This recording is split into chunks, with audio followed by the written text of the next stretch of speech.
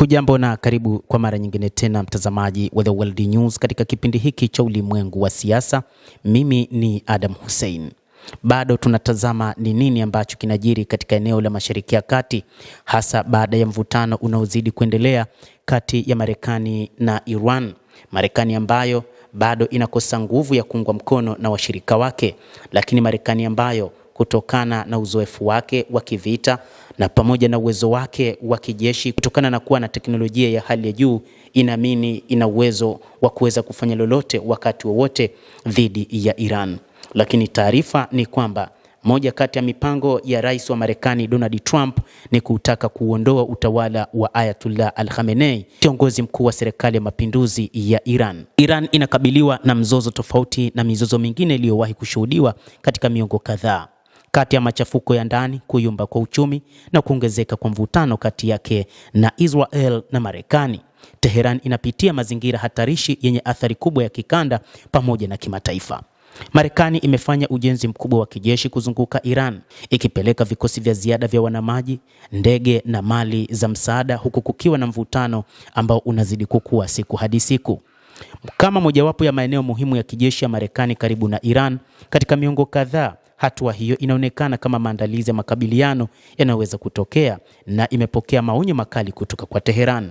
Katika mwaka wa kwanza wa muhula wake wa pili, rais wa Marekani Donald Trump amefuata mkakati wa kubadilisha utawala nchini Iran. Mipango ya rais Donald Trump ni kutaka kumwondoa Ayatollah Al-Khamenei katika mamlaka na kutengeneza utawala anaouona unamfaa. Juni mwaka uliopita, Israel ilizindua kampeni kubwa ya kijeshi kulingana na mkakati unaojulikana kama kuporomoka kwa serikali juu chini, uasi wa chini juu. Wapangaji wa Israel na Marekani walidhani kwamba kwa kuwaua maafisa wakuu wa kisiasa, kijeshi, wa usalama na nyuklia wa Iran, idadi ya watu ingekubali mabadiliko ya utawala na kufurika mitaani.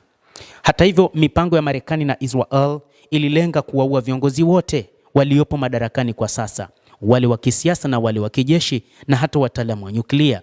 Lakini ni viongozi wakuu wawili wa nchi ambao wamesalimika, ambapo baadaye rais wa Marekani Donald Trump akadai wakati wa vita vya siku 12 kwamba kama wakiamua kumuua Ayatollah Al-Khamenei wana uwezo wa kufanya hivyo wakati wowote, na amesema kwamba wao tayari wanajua ni wapi alipo. Lakini akasema rais wa Marekani Donald Trump kwamba amemwagiza waziri mkuu Benjamin Netanyahu asijakamuua Al-Khamenei, lakini wachambuzi wa mambo wakasema zilikuwa ni propaganda tu. Ilikuwa ni vigumu kumpata Al-Khamenei kutokana na mazingira ambayo anaishi. Waliendelea kudhani kuwa kwa kulenga uwezo wa makombora wa Iran wangezuia mashambulizi lolote la kutengeneza njia ya kuanguka haraka. Mashambulizi ya mwezi Juni yaliua makumi ya maafisa wakuu wa Iran, lakini idadi kubwa ya watu waliunga mkono serikali. Hata hivyo, bado mwaka 2025 mwishoni walianzisha vuguvugu kutokana na hali ngumu ya kiuchumi. Vuguvugu ambalo lilikuja kutengeneza maandamano karibia nchi nzima, maandamano ambayo kwa kiasi fulani yaliungwa mkono na Israel, ambapo rais wa Marekani akatangaza hadharani kwamba wao wanaunga mkono waandamanaji na kwamba ikiwa utawala wa Ayatollah Al-Khamenei utaamua kuwaua waandamanaji hao, basi itaingia katika maandamano hayo kwa ajili ya kupambana dhidi ya utawala. Hata hivyo, moja kati ya jambo ambalo imefanya Marekani ni kupeleka meli za kivita zilizobeba kila aina ya silaha katika eneo la Mashariki ya Kati kwa ajili ya mapambano dhidi ya Iran. Iran imesema ipo tayari kulipa kisasi kwa mamia ya mashambulizi wakati wowote kwa kutumia makombora pamoja na ndege zisizokuwa na rubani dhidi ya Israel na mshirika yeyote atakayeshirikiana na Marekani wakati huu. Wachambuzi wa mambo wanakubali kwamba mambo yalikuwa madhubuti katika kutofaulu kwa operesheni ya mwaka 2025 ya Israel pamoja na Marekani kutokana na namna ambavyo pia Iran ilijipanga. Hata hivyo, mazingira ya maandamano na kutekwa nyara yalitengeneza njia kwa Israel na Marekani kuamini sasa ni wakati wa fursa za kuweza kumwangusha Ayatollah Al-Khamenei, adui wao mkubwa.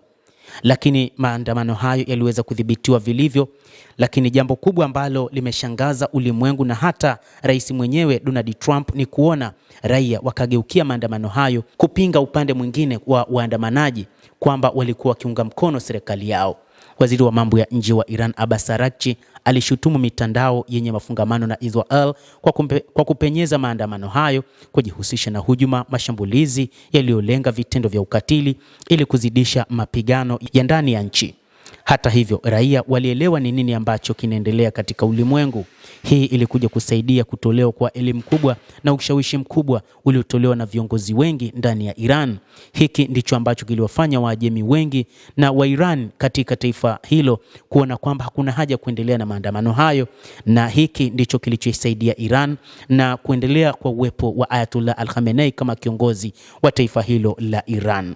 Basi mtazamaji, mkakati wa Marekani na Israel ni kwamba wanataka kumuondoa Ayatollah Al-Khamenei, na ndicho kilichomfanya rais wa Marekani kupeleka vikosi vya majini vya kijeshi karibia kabisa na mlango wa Iran, kama ambavyo bwana Donald Trump amesema. Endelea kutufuatilia mtazamaji, na nikusihi usisahau kulike, usisahau kucomment, kadhalika kusubscribe channel yetu hii ili upate habari hizi kwa mapana hapa The World News. Mimi ni Adam Hussein, endelea kuwa nasi wakati wote, endelea kutufuatilia.